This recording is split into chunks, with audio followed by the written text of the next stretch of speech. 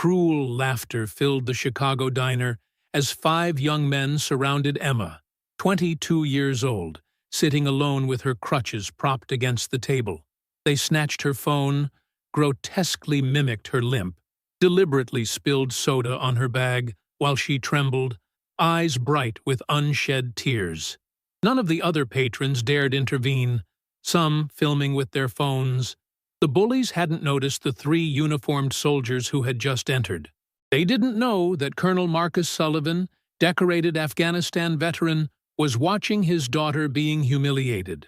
What happened in the next 5 minutes transformed laughter into pure terror and taught everyone present an unforgettable lesson about the true nature of strength and weakness. The morning sun streamed through the windows of Mickey's Diner on Chicago's South Side, illuminating dust motes that danced above checkered tablecloths and worn vinyl booths. It was the kind of place where construction workers grabbed coffee before dawn, where night shift nurses decompressed over pancakes, where locals had been coming for 3 generations. The smell of bacon grease and fresh coffee created an atmosphere that spelled comfort to regulars and nostalgia to newcomers. Emma Sullivan had claimed her strategic corner booth by 7:30 that cold November morning, the same spot she'd occupied every Tuesday and Thursday for the past 2 years. 22 years old, with auburn hair pulled back in a practical ponytail and green eyes that held both intelligence and wariness, she was one of Northwestern's most brilliant computer science students. The polio she'd contracted at age 3 during her parents' humanitarian mission to Cambodia had left her left leg paralyzed, requiring crutches for mobility, but it hadn't touched her fierce determination or her razor-sharp mind. Her laptop was open to complex code that would have looked like hieroglyphics to most people. She was debugging her senior project, an app designed to help people with disabilities navigate public spaces by crowdsourcing accessibility information. Her noise-canceling headphones played Beethoven's Ninth, the music helping her focus as her fingers flew across the keyboard. A half-eaten plate of scrambled eggs sat cooling beside her, forgotten in her concentration. The diner's regular rhythm continued around her. Mickey himself, a Vietnam vet in his 70s, worked the grill with practiced efficiency. The waitress, Rosa, a single mother of 3, refilled coffee cups while exchanging gossip with the regulars. Old Tom sat at the counter reading his newspaper, occasionally grunting at the news. It was a normal morning, peaceful in its predictability. That peace shattered when the door burst open, bringing with it a blast of cold air and 5 young men whose expensive clothes and loud voices immediately marked them as outsiders to this working-class establishment. They were Northwestern students too, but from a different world than Emma's, the world of fraternity houses, trust funds, and last names that opened doors. Brad Morrison led the pack, 23 years old, 6'2" of carefully maintained muscle and carefully cultivated arrogance. His father owned half the commercial real estate in Lincoln Park, and Brad had grown up believing that ownership extended to people as well. His North Face jacket cost more than Rosa made in a month, his watch more than Emma's semester tuition. The twins, Tyler and Trevor Banks, flanked him like matching bookends of privilege. Sons of a federal judge, they'd learned early that consequences were for other people. Both had the same sandy hair, the same cruel smirk, the same habit of finishing each other's sentences in a way that made them seem like one malevolent entity split in 2. Behind them came Steve Cooper, desperate to belong, willing to do anything for Brad's approval. His father was new money, a tech entrepreneur, and Steve carried the insecurity of someone who knew he didn't quite fit, but was determined to fake it. Rounding out the group was Jake Martinez, the social media addict who lived his life through his phone screen, documenting everything for Instagram and TikTok, turning other people's pain into his content. Emma didn't notice them at first, lost in her code, but Brad noticed her immediately. His eyes tracked from her concentrated face to the crutches leaning against her table, to the way she had carefully positioned her paralyzed leg, to the handicapped parking placard visible through her bag's open zipper. Something dark and predatory flickered across his features, the look of someone who had found prey. He whispered something to the others. Tyler snickered. Trevor's grin widened. Steve looked uncomfortable but laughed anyway. Jake already had his phone out, sensing potential content. They moved across the diner with the coordinated movement of a hunting pack, their expensive sneakers squeaking on the worn linoleum floor. Brad slid into the booth opposite Emma without invitation, his bulk blocking her view of the door. Tyler and Trevor boxed her in from the sides. Steve hovered nervously nearby, while Jake positioned himself for the best camera angle. Emma looked up from her screen, pulling off her headphones slowly as her heart rate accelerated. She'd developed a sixth sense for danger over years of dealing with people like this, and every alarm bell in her head was ringing. Brad's opening gambit was deceptively friendly, his voice carrying that particular tone of fake politeness that bullies perfect to make their victims seem paranoid if they react defensively. He asked what she was working on, if she needed help, commented on how dedicated she must be to study alone in a diner. His eyes never met hers, instead roaming over her crutches, her leg, her vulnerability. Emma responded in monosyllables, trying not to give them anything to work with, hoping they'd get bored and leave. She'd learned long ago that engaging only prolonged the torment.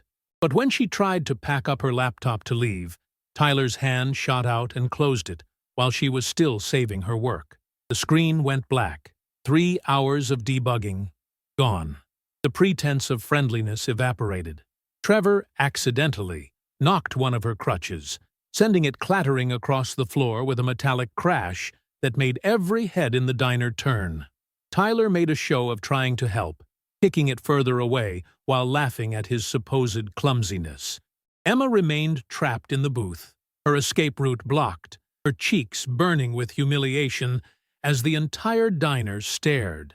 Brad picked up her phone from the table and began scrolling through it, reading her texts aloud in a mocking voice. Messages to her father about picking her up, reminders about physical therapy appointments, a conversation with her therapist about dealing with anxiety. Each private detail was ammunition for their cruelty. Jake had his phone out, recording everything for his TikTok. He already had the hashtags planned. Our Cripple Chronicles, your diner drama, Chagger Savage. He zoomed in on Emma's face, catching the moment her composure cracked and tears began to form. Steve grabbed her bag and dumped it on the table, pill bottles rolling out. "Look at the pharmacy she's got," he announced, picking up her pain medication. "Bet she's a junkie, too. Crippled and addicted. What a winner." The comments flew like arrows, each one precisely aimed at her deepest insecurities. Trevor did a grotesque imitation of her walk, dragging his leg behind him while the others howled with laughter. Tyler speculated loudly about her sex life, wondering if everything worked down there, or if she was broken all over. Brad suggested she should be grateful for any attention she got, that beggars couldn't be choosers. It was when Brad deliberately poured his entire large Coke over her laptop bag, the bag containing not just her computer, but her medical supplies, her emergency medication, her life carefully organized to manage her disability, that Emma's tears finally fell. Not from physical pain, but from the sheer cruelty of it, the casualness with which they destroyed what she needed to function. The other patrons of Mickey's Diner watched with a mixture of shock and cowardice. Rosa stood frozen behind the counter, wanting to help, but afraid of confrontation. Mickey had retreated to the kitchen, claiming he didn't want trouble. Old Tom buried his face deeper in his newspaper. A couple of construction workers exchanged uncomfortable glances but didn't move. Several people had their phones out, recording the incident, but none stepped forward to help. Brad took one of her crutches and used it as a prop for his impromptu comedy routine, pretending to be a stand-up comedian making disability jokes. "What do you call a cripple in a diner? Meals on wheels." The others laughed uproariously at each terrible joke, drunk on their own cruelty, completely absorbed in their performance of dominance. What none of them noticed was that the diner door had opened again. 3 men in army dress uniforms had entered, their presence immediately commanding respect from those who saw them. The man in front, Colonel Marcus Sullivan, stood 6'3" with shoulders that filled the doorframe. His face bore the weathered look of someone who'd seen too much, including a scar that ran from his left eye to his jaw, a souvenir from an IED in Kandahar. His chest displayed rows of ribbons and medals that told stories of valor, sacrifice, and survival. Behind him stood Major James Wilson and Captain David Park, both combat veterans who'd served under Sullivan in Afghanistan. They'd stopped for breakfast on their way to a ceremony at Great Lakes Naval Station, where Sullivan was to receive another commendation. Sullivan had suggested Mickey's because he wanted to surprise his daughter, knowing she studied here on Tuesday mornings. What he saw instead made his blood turn to ice, and then to fire. His Emma, his brave, brilliant daughter, who'd overcome more challenges than these 5 boys could imagine, was being tortured by cowards who mistook cruelty for strength. The colonel stood perfectly still for 30 seconds that felt like 30 years, his presence gradually drawing the attention of everyone in the diner except the 5 boys, who were too absorbed in their performance to notice the danger approaching. Marcus Sullivan had faced Taliban fighters in hand-to-hand combat. He'd led men through firefights where the odds of survival were near zero. He'd held dying soldiers in his arms and written letters to their families. He'd seen the worst humanity had to offer and had sometimes been required to be the worst himself in service of his country. But nothing in his military career had required the self-control it took not to immediately destroy these 5 boys who were tormenting his daughter. Instead, he moved forward with the measured pace of controlled violence, each step deliberate and heavy with promise. Major Wilson and Captain Park flanked him, their formation tactical and intimidating.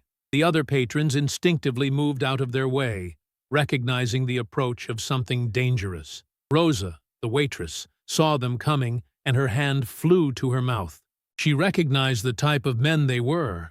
Her own husband had come back from Iraq with that same look, that same way of moving that said they'd been to hell and back and were prepared to take others there if necessary. Colonel Sullivan's hand settled on Brad Morrison's shoulder with the weight of Judgment Day. The young man's entire body went rigid with primal fear, the kind of terror that bypasses conscious thought and speaks directly to the part of the brain that kept our ancestors alive when predators stalked them. He turned slowly and found himself looking into gray eyes that had seen death up close and personal, eyes that promised consequences beyond his privileged imagination. The colonel's voice was low and controlled when he ordered Brad to put the crutch down and sit.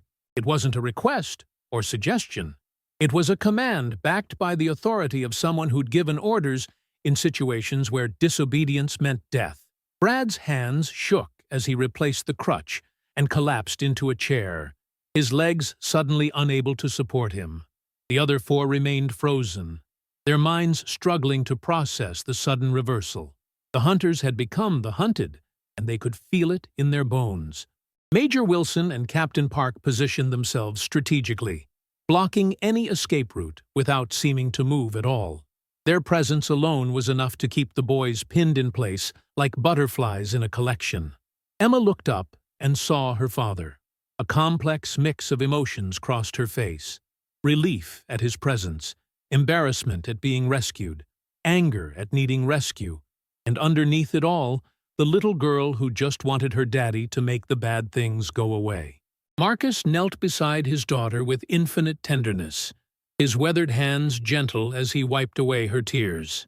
He asked if she was hurt, if she needed medical attention, his voice soft and concerned, completely ignoring the 5 boys as if they were beneath notice. Then he stood and turned to face them. The temperature in the diner seemed to drop 10 degrees. When he spoke, every word was precise, controlled, and sharp enough to draw blood. He explained what real strength meant. Not 5 against 1, not attacking those who couldn't physically defend themselves, not finding entertainment in others' pain. He spoke of his daughter's achievements, top of her computer science class. Enjoying the story? Give it a little like and don't forget to subscribe. Now then, let's carry on. Developing technology to help others with disabilities, volunteering at the VA hospital, teaching coding to wounded veterans. His tone shifted, becoming even more dangerous in its calm. He described young men he'd seen in Afghanistan, boys their age who thought they were tough until the bullets started flying. He painted vivid pictures of how they'd cried for their mothers, how their bowels had released in terror, how their arrogance had melted like snow in the desert sun. Steve Cooper vomited into a napkin at the graphic description of what an IED did to the human body. The colonel moved closer to Brad, close enough that the young man could smell the coffee on his breath, see the small scars that covered his hands from years of combat. He asked if Brad had ever experienced real pain, not the disappointment of not getting the car he wanted, but the pain of shattered bones, of muscles that wouldn't respond, of having to relearn everything from scratch. Brad shook his head, unable to form words. Marcus told them about Emma's battle with polio, contracted during a humanitarian mission where her parents were providing medical care to villages with no access to vaccines. He described the months in the hospital, the surgeries, the physical therapy that felt like torture, the nights she screamed in pain. He painted a picture of a 3-year-old girl who doctors said would never walk, who proved them wrong through sheer determination, who achieved more with crutches than these 5 would achieve with their full mobility and every advantage life had given them. Jake tried to hide his phone, but the colonel extended his hand in a gesture that brooked no refusal. He watched the recorded video, his face expressionless, then deleted it, along with every backup and cloud save. His next words were delivered in a whisper that somehow carried more threat than a shout. If he found any image or video of his daughter online, he would ensure their digital lives ceased to exist, and he had the connections to make it happen. The atmosphere in the diner had become electric. All pretense of not watching was abandoned as patrons observed the confrontation. Some who had been filming lowered their phones in shame. Mickey had emerged from the kitchen and watched with the respect of one veteran recognizing another. Colonel Sullivan addressed the entire diner, his voice filling the space without being raised. He spoke about the complicity of silence, how evil thrived when good people did nothing. He challenged them to consider their own cowardice in watching a young woman being tormented without intervening. Returning to the 5 boys, he ordered them to truly introduce themselves, not their names, but their accomplishments, their challenges overcome, what made them worthy of respect. Their stammered responses were pathetic. Brad mentioned grades his father had bought.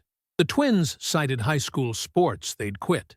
Steve couldn't name anything significant. Jake mentioned his social media followers, which nearly drew a bitter laugh from the colonel. Marcus stripped them bare with words, exposing them as 5 privileged boys who'd never fought for anything, who confused inherited advantages with personal merit, who needed to crush others to feel significant. He called them what they were, cowards. Then, unexpectedly, he ordered them to listen to Emma's story. Though she initially protested, her father's encouraging look convinced her to speak. Her voice grew stronger as she told of the mission trip to Cambodia, the illness, the isolation at school, but also the victories, first steps after surgery, graduating valedictorian, admission to Northwestern, her app project that could help millions. As Emma spoke, visible changes occurred in the 5 faces before her. Arrogance melted into shame, contempt into reluctant respect. Steve's eyes were wet. Trevor stared at the crutches with new understanding, seeing them not as weakness, but as weapons in a war they'd never have the strength to fight. When she finished, the silence was absolute, until Jake broke it with genuine apologies, admitting he filmed everything to hide his own insecurities. One by one, the others followed with unexpected confessions. The twins revealed a father who pitted them against each other constantly. Steve confessed his sister had cerebral palsy, which he hid from friends out of shame. Brad, stripped of all bravado, admitted he'd been raised to see people as assets or obstacles, never as humans. Marcus told them they had a choice: leave and forget this lesson, or choose to change, to use their privilege to lift others rather than crush them. News of the diner incident spread through Chicago not as a viral video, but as whispered legend, gaining details with each telling. For the participants, however, the consequences were concrete and lasting. Brad Morrison confronted his father that evening, and the resulting argument was explosive. The next day, shocking everyone, Brad volunteered at a disability advocacy center. His first weeks were awkward and difficult, but gradually he began to know the people there. Marcus, who painted holding brushes in his mouth; little Julie with Down syndrome whose joy was infectious; Tony, an Iraq veteran who coached wheelchair basketball despite having no legs. The twins took different but parallel paths. Tyler entered deep crisis, realizing his entire life had been a performance for his father's approval. He left pre-law for psychology, determined to understand what had made him cruel. Trevor, freed from his twin's shadow, discovered his own identity tutoring kids from the South Side. When one told him he was the first rich person to treat him as human, Trevor knew he was changing. Steve faced the most painful journey. He had to confront his sister Sarah, who had cerebral palsy, and whom he'd hidden for years. The confrontation was devastating when Sarah revealed how much his shame had hurt her. Steve spent months rebuilding their relationship, bringing her everywhere with defiant pride, confronting anyone who dared comment. Jake deleted all his social media, a digital suicide for someone who lived for likes. He began making documentaries about people with disabilities achieving extraordinary things. His first film about Emma and her app won a university award. Emma herself was profoundly changed. Initially angry at her father's intervention, she later understood that accepting help wasn't weakness. Her accessibility app attracted investors, with Brad surprisingly among the first, using his father's money for something meaningful for the first time. Colonel Sullivan turned the incident into a case study at military academies, teaching that true strength meant protecting those who couldn't protect themselves, using power for justice rather than oppression. Mickey put up a sign: "In this diner, every person is respected. Those who disagree are asked to leave." He lost some customers but gained many more who appreciated a place where dignity was non-negotiable. 6 months later, Mickey's Diner hosted the launch of AccessibleLife, Emma's app connecting people with disabilities to resources and support communities. The room was packed with investors, journalists, and, of course, the 5 former bullies. The transformation was evident in all of them. Brad had lost his arrogant air, replaced by quiet solidity. He presented his contribution to the project, partnerships obtained through his father's connections, without seeking spotlight. The twins arrived separately, marking their new independence. Tyler brought psychology classmates interested in the app's mental health support aspects. Trevor came with kids from his tutoring program, proud to show them an example of determination. Steve arrived with Sarah, now part of the testing team. When asked who she was, he proudly introduced her as his sister, and one of the smartest people he knew. Jake documented the event not for views, but to capture genuine stories of transformation. The most touching moment came when Colonel Sullivan spoke. The usually reserved military man talked with emotion about his daughter's forgiveness and how the 5 young men had found the courage to change, something rare in a world dominated by ego and pride. Emma stood without crutches that day, using a high-tech support she'd designed herself. She thanked the 5, saying forgiveness didn't erase the past, but built a different future. Each had contributed uniquely to the app. Brad with business inclusion insights, Tyler with psychological perspectives, Trevor with educational experience. Steve with the viewpoint of a disability family member, Jake with the ability to tell stories that inspire rather than humiliate. As the sun set over Chicago, Mickey observed with satisfaction his diner's transformation from a theater of humiliation to a place of celebration and redemption. 2 years later, Chicago was rocked by a mass shooting at Union Station. Among the first responders were Colonel Sullivan's unit and, unexpectedly, those who'd been dubbed the Mickey's Five. Emma coordinated volunteers through AccessibleLife, now evolved into an emergency platform for locating and assisting people with disabilities during disasters. Brad had mobilized his entire Inclusion Foundation's resources for special transportation. Tyler provided psychological support to survivors with empathy born from understanding trauma through reflecting on his own past cruelty. Trevor coordinated civilians wanting to help, transforming chaos into organized assistance.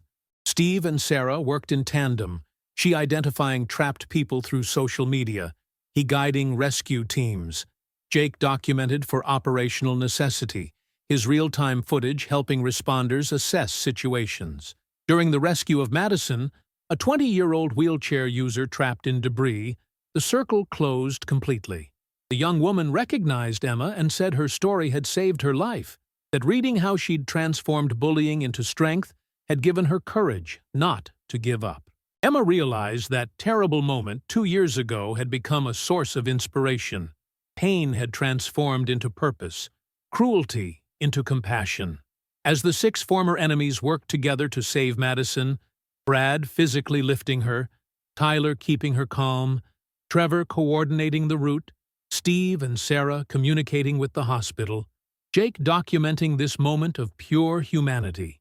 Colonel Sullivan watched with pride that transcended the paternal. That evening, exhausted, they gathered at Mickey's Diner, now converted to an emergency relief station. Sitting at the same table where it all began, they were bound by ties that transcended words. From aggressor and victim, they'd become chosen family. Brad broke the silence, saying that saving people with disabilities had taught him true strength lay in choices, not bodies. Tyler added that bullying stemmed from fear of weakness, and only by confronting one's fears could one stop projecting them onto others. Trevor spoke of how giving was more powerful than taking. Steve looked at Sarah, saying she'd taught him disability was simply a different perspective on life. Jake put away his phone, admitting the most powerful stories inspired rather than humiliated. Emma looked at them, these young men who'd hurt her and were now an inseparable part of her life. She said forgiveness had been the hardest but most liberating choice. Transforming pain into purpose, enemies into allies, humiliation into motivation had been her greatest victory. Colonel Sullivan raised his glass in a toast to the future, to what they'd become, to proof that humans could change. As the radio reported on unknown heroes who'd saved lives during the attack, no one knew those heroes were sitting right there, where 2 years earlier, a story of bullying had transformed into one of redemption. 2 years later, at Emma's graduation, the scene was symbolic. The colonel on her right, Brad on her left with flowers, the other 4 with ceremonial rolls. As she crossed the stage to receive her degree summa cum laude, Emma thought of that terrible day at the diner. If someone had told her that her attackers would become her greatest supporters, she wouldn't have believed it. But life had transformed poison into medicine. 5 bullies into 5 brothers she never knew she wanted. As the audience applauded, Emma smiled the genuine smile of someone who'd transformed pain into strength, humiliation into determination. The story became Chicago urban legend, but for those who'd lived it, it remained proof that change was possible, forgiveness was powerful, and from cruelty could spring compassion. And sometimes, the worst enemies could become the most trusted allies, if only one had the courage to extend a hand instead of a fist. Like if you believe bullying should never be tolerated. Comment with your experience. Have you witnessed or experienced bullying? Share to raise awareness about respect for people with disabilities. Subscribe for more stories that show the power of forgiveness and change. Because true strength lies not in the body, but in character. Not in muscles, but in moral courage. Not in dominating the weak, but in protecting them. And sometimes, the worst bullies can become the best allies. If someone has the courage to hold up a mirror, and they have the courage to look into it.